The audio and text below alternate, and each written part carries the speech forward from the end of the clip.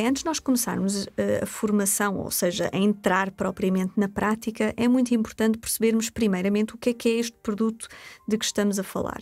Até para que vocês possam explicar detalhadamente às vossas futuras clientes o que é que elas na verdade estão a pôr nas unhas. Existem expressões comuns como imersão em pó, pó de imersão, dipping powder em inglês, e todas elas referem-se à mesma técnica. A utilização de uma ou outra expressão, na realidade, é da escolha da entidade, o fabricante dos produtos, a entidade formadora, os formadores, enfim. As pessoas usam a terminologia que mais estão habituadas, mas todas estas estão corretas e vocês podem ouvir diferentes termos exatamente para o mesmo produto. O que é, na realidade, então, a imersão em pó, ou este pó que nós vamos colocar nas unhas? A imersão em pó refere-se ao processo direto de mergulhar a unha na embalagem que contém o produto. O pó é um composto basicamente de acrilatos e pigmentos, ou seja, inclui os mesmos componentes que outros produtos, como por exemplo acrílico e gel UV. O pó está disponível em várias cores e esta técnica, na verdade, não é nova, ela já existe no mercado há décadas. O pó é basicamente o pó de acrílico, que conhecem possivelmente até de unhas de acrílico, é exatamente o mesmo compósito, só que é usada uma técnica ligeiramente diferente de aplicação. Esta técnica é indicada para estilistas de unhas que, por um lado, querem um processo um pouquinho mais rápido, por outro, é também indicado para estilistas de unhas que estão a iniciar-se no mundo do estilismo de unhas. Porquê? Porque é um processo muito simples na sua aplicação. O pó não precisa de cura. Ou seja, não precisa de um catalisador. Ele seca e endurece ao ar quando combinado com um líquido que se chama ativador. Por isso, não precisa de um catalisador para este procedimento. Dado que é um processo de aplicação simples, o processo de imersão, significa que nós conseguimos criar unhas com uma espessura mais fina. Mas também podemos engrossar a unha a gosto e conforme a necessidade para dar-lhe um bocadinho mais de durabilidade.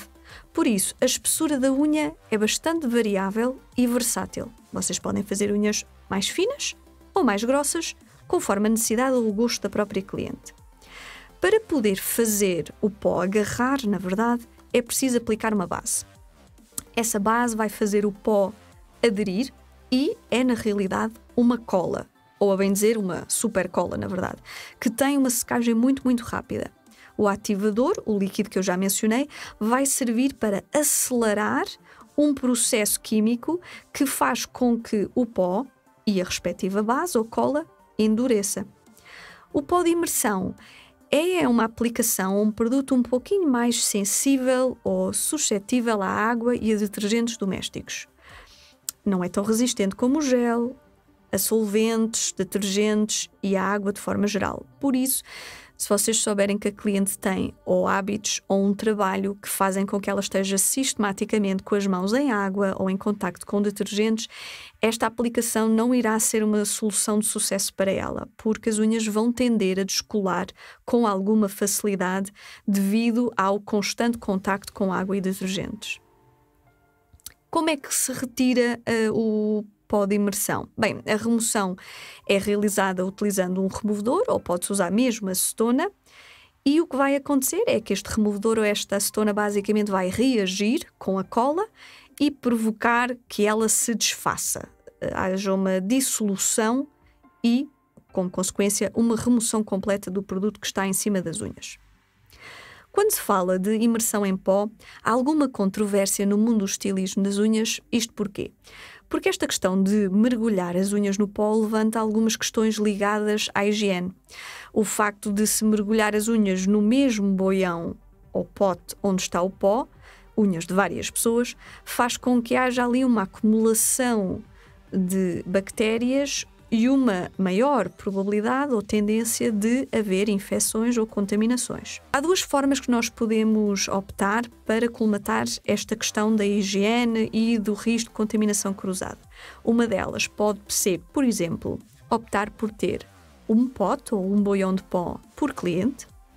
No fundo, a cliente tem o seu pote de pó e trá-lo quando faz as unhas. Aí não há contaminação cruzada porque não há a transferência de umas mãos para as outras.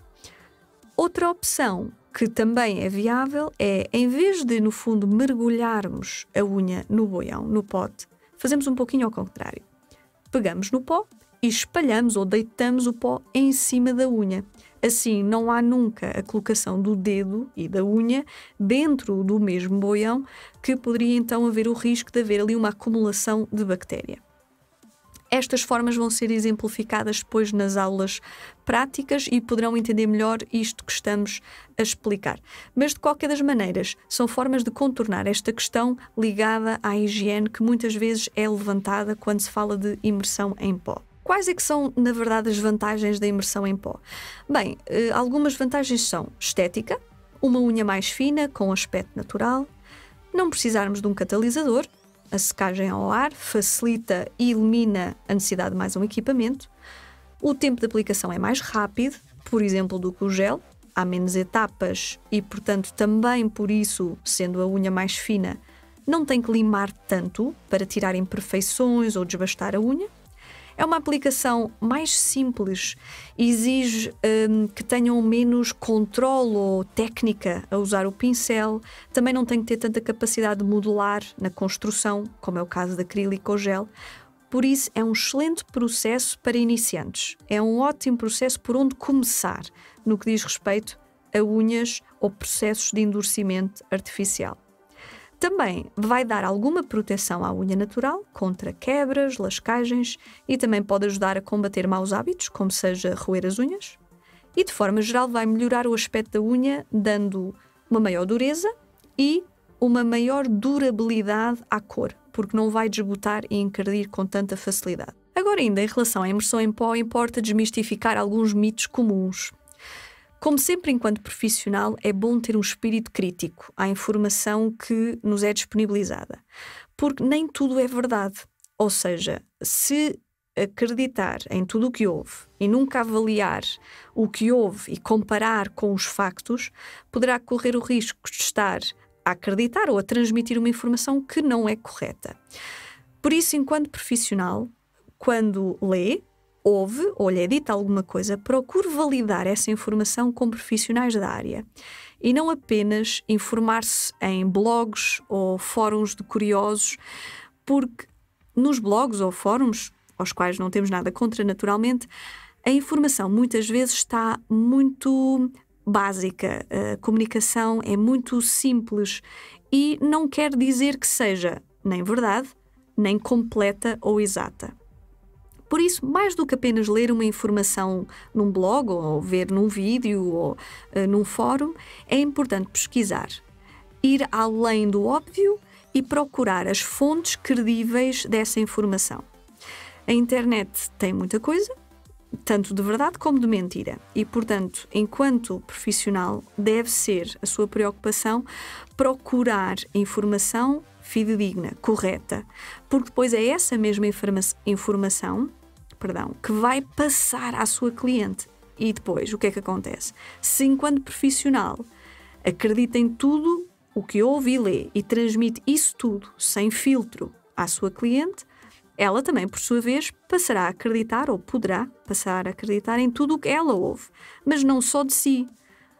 Vai passar a acreditar em tudo o que ouve de toda a gente e isso tem muitos perigos, porque depois ela pode pôr em causa, sem razão, mas por falta de informação correta, o que está a fazer como sendo certo ou errado. Portanto, quando nós falamos aqui de o que é verdade e não verdade, no que diz respeito à imersão em pó, por exemplo, alguns dos mitos comuns é que a imersão em pó é mais orgânico. Isto é falso. O pó tem os mesmos componentes químicos que o gel ou o acrílico, portanto, isto não é de todo verdade. Outro mito comum é que o tempo de secagem é mais rápido do que o acrílico. Também não é verdade. O pó é pó de acrílico, o que quer dizer que, sendo o mesmo produto, o tempo de secagem é igual. Às vezes o que pode criar a ilusão que é mais rápido não tem tanto a ver com o tempo de secagem, na verdade, mas tem antes a ver com o tempo de aplicação. Como as camadas são mais finas e ele é mais fácil e rápido de aplicar, por vezes pode criar a ilusão de que ele seca mais rápido, quando na verdade ele é mais rápido de aplicar. O tempo de secagem é o mesmo. Outro mito também é que o pó de imersão é mais saudável porque o dito pó tem adicionado cálcio e vitaminas essenciais para as unhas. Na verdade, não podemos fazer esta afirmação de que ele é, na verdade, mais saudável. E porquê? Por os seguintes motivos.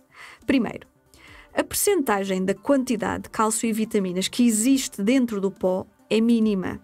E por isso, a probabilidade de a unha absorver esta quantidade mínima de cálcio e vitaminas também é muito baixa. Segundo, antes de nós podermos pôr o pó, tem que se colocar uma base, que é na prática uma cola, para fazer o pó fixar. Por colocarmos uma camada de base antes do pó, isto faz com que a absorção do dito cálcio e vitaminas, que já por si tem uma percentagem muito baixa presente no pó, é ainda menos provável, porque temos uma base que poderá impedir praticamente na totalidade a absorção destas ditas substâncias. Ou seja, resumindo, não há nenhuma prova científica ou fundamento para dizer, com toda a verdade, que o cálcio e as vitaminas atravessam a queratina da unha. Por isso, não podemos afirmar que o pó de imersão é, na verdade, mais saudável. E isto demonstra aquilo que estava a referir há pouco. Ou seja, muitas vezes há informação que é transmitida que pode parecer muito benéfica, mas que quando avaliada em detalhe percebe-se que, na verdade, não é tanto assim. Ou seja, é importante ir um pouquinho além do óbvio e pesquisar e saber interpretar também a informação que muitas vezes é disponibilizada pelos meios de comunicação sobre os produtos ou sobre os processos. Agora, como é que o pó de imersão adere na unha natural? Bem, idêntica a muitos processos de aplicação de endurecimento artificial, nós precisamos que a superfície da unha natural esteja baça, limpa e seca. O pó de imersão só vai conseguir aderir se não houver brilho, gordura, sujidade ou umidade de qualquer tipo na unha. Para isso, teremos que polir, nunca limar, o corpo da unha natural. E porquê nunca limar? Na verdade, esta questão de limar a unha natural também já é uma questão muito antiga, mas, para ser sincera, já nem se justifica este debate ou esta discussão. Isto porque já foi provado por factos, ciência e até mesmo experiência que limar o corpo da unha enfraquece, danifica e provoca grave trauma. Também já foi provado que não contribui em nada para melhor aderência do produto ou maior durabilidade do processo, limar a unha. Antes, pelo contrário, quanto mais limarmos a unha, mais fininha ela fica, a base do suporte é mais frágil e fraca e o produto, seja ele imersão em pó, gel, acrílico ou outro, vai descolar tanto mais depressa. Por isso, este ponto já nem é uma questão sequer. Qualquer profissional que se digne como tal nunca defenderá nem fará a limagem do corpo da unha natural em qualquer circunstância, seja por lima manual ou de forma mecânica ou elétrica. Se a unha estiver desidratada, com um desidrator próprio, ela vai estar bem seca e o pó de imersão vai conseguir aderir corretamente. Por outro lado, o pó vai conseguir agarrar a ele próprio se nós aplicarmos uma camada de base cola que permite que o pó cole ou adira a si mesmo. Para o pó secar, como já mencionámos, ou ficar duro, ele precisa do líquido ativador que vai reagir e solidificar o produto. Estes são os princípios base de como é que ele agarra na unha. Agora, como é que ele sai? Como é que se faz a remoção de imersão em pó? Na formação será demonstrado 2 processos igualmente eficazes de remoção. O primeiro, utilização de invólucros ou de uma espécie de embrulhos de papel prata, que envolve essencialmente colocar o removedor, ou pode ser acetona pura, 100%, em compressas e depois colocar essas compressas em cima da unha e envolver ou embrulhar em papel prata ou de alumínio. Deixamos atuar e depois retiramos os excessos do produto com uma compressa ou com a ajuda de um bloco polidor. Esse é o primeiro processo de remoção e talvez o mais comum Este é o primeiro processo de remoção e talvez o mais comumente usado para retirar o pó de imersão.